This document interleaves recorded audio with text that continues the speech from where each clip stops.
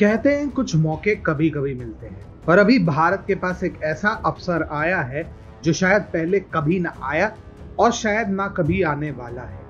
यही अवसर है चीन से अपने क्षेत्र अक्साई चिन को वापस लेने का। आप सोच रहे होंगे कि ये कैसे हो सकता है, लेकिन ये हो सकता है और इसके कई कारण और कौन हैं। आइए देखते हैं कैसे।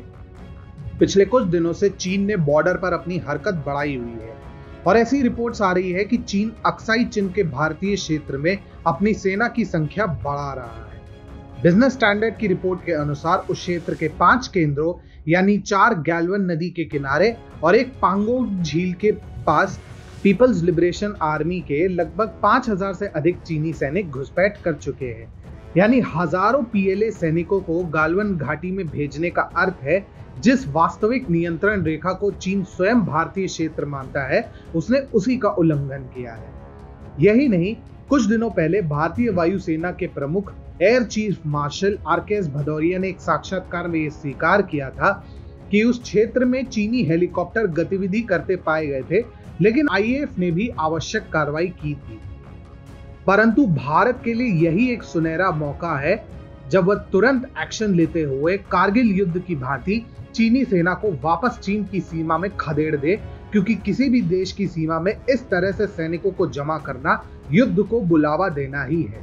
दरअसल जब से चीन ने बॉर्डर पर तनाव बढ़ाया है, तब से ही पूरी दुनिया को यह पता है कि चीन ने भारत पर दबाव बनाने के लिए आक्रामकता दिखाई थी और साथ में चीन के साम्राज्यवादी नीति से सभी परिचित हैं। इस वजह से दुनिया में चीन के विरुद्ध एक नैरेटिव बना हुआ है और ऐसे समय में अगर भारत कार्रवाई करता है, उसे जवाबी कार्रवाई ही कही जाएगी। इससे भारत पर वैश्विक दबाव की संभावना ही नहीं रहेगी। सच कहें तो चीन कितने भी सैनिकों को जमा कर ले, पर अगर युद्ध की स्थिति बनी तो उसकी हार निश्चित है, क्योंकि चीन ने अभी तक छोटे मोटे देशों को छोड़कर किसी से भी युद्ध नहीं जीता है। इस पर आप कहेंगे कि वर्ष 1962 के युद्ध में क्या हुआ था। यह युद्ध सिर्फ इसलिए लड़ा गया था ताकि चीन का तानाशाह माओ सेतुंग चीन में भुखमरी के संकट से ध्यान हटा सके। उनके लिए सोने पे सुहागा यह बात थी कि उस समय भारत पर जवाहरलाल नेहरू का शासन था, जिनके अपरिपक्व नेतृत्व के कारण भारतीय सेना को काफी नुकसान उठाना पड़ा था। लेकिन उसके बावजूद चाइना के लिए यह विजय कोई बहुत बड़ी उपलब्धि नहीं थी, क्योंकि इस युद्ध में कम संसाधन और बेकार शस्त्रों से सुसज्जित होने के बावजूद भारतीय सेना ने चीनी खेमे में तांडव मचा दिया था। इस वक्त कभी अगर भारतीय सेना ने त्वरित कार्रवाई की तो भारत के पक्ष में पूरा विश्व खड़ा रहेगा, क्योंकि वुहान वायरस के कारण चीन के खिलाफ भयंकर माहौल बना हुआ है। अमेरिका तो यह तक कह चुका है कि वह किसी भी बॉर्डर विवाद में भारत के साथ खड़ा है। इस मामले पर अमेरिकी विदेश मंत्रालय में दक्षिण एवं केंद्रीय एशिया प्रभाग की सबसे वरिष्ठ अधिकारी एलिस वेल्स ने स्पष्ट कहा था, दक्षिण चीन सागर हो या भारत के साथ जुड़ी सीमा, चीन का व्यवहार सिर्फ दिखावा करने तक सीमित नहीं है, बल्कि ये भड़काने वाला और चिंताजनक है। यह भी बताता है कि चीन का व्यवहार किस तरह का खतरा पैदा कर सकता है। पिछली बार जब डोकलाम में दोनों देशों की सेनाएं आमने सामने आई थी, तब भी अमेरिका भारत के पक्ष में खड़ा था। इसके साथ ही ऑस्ट्रेलिया का भी चीन के साथ रिश्ता काफी खराब हो चुका है। जहां तक रूस का सवाल है, तो वह भारत के विरुद्ध युद्ध में शामिल नहीं होगा।